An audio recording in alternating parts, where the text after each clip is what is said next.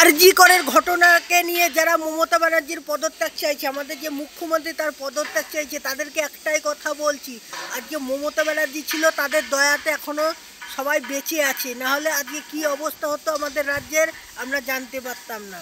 আজকে মমতা ব্যানার্জি আমাদের কত উপকার করছে। একটা মেয়ের মৃত্যু নিয়ে যেভাবে মিছিল হচ্ছে, যেভাবে হচ্ছে, দেশে কত হাজার হাজার ছেলে নির্যাতন হচ্ছে, কই তাদের জন্য তো কেউ প্রতিবাদে আঙুল তুলছে না, কারণ তারা ছেলে বলে।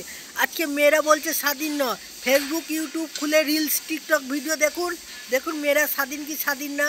এরপরে মেয়েরা যত স্বাধীন হবে, এরপরে ছেলেদের মাথায় উঠে নাচবে, ছেলেদের কী অবস্থা হবে সে ছেলেরাই বুঝতে পারবে।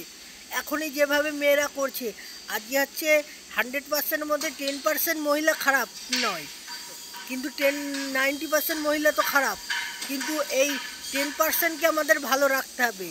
ঠিক আছে, বিচার সবার জন্যই সমান, সে ভালো হোক খারাপ হোক, যে দোষী তাকে শাস্তি দিতেই হবে, এটা হচ্ছে বাস্তব ঘটনা। যে দোষ করবে তার অবশ্যই শাস্তি হোক, সে ছেলে হোক মেয়ে হোক, এটা কোনো কথা নয়। কিন্তু আজকে আপনারা যে বলছেন মেয়েরা স্বাধীন নয়, কোথায় স্বাধীন নয় আমাকে তো বোঝান। আজকে একটা ঘটনা ঘটেছে বলে আপনারা এইভাবে যেভাবে মিছিল বিক্ষোভ করছে, আজকে ডাক্তাররা ডাক্তারি ছেড়ে দিয়ে রাস্তায় ধর্ণা দিচ্ছে, কেন এটা হবে?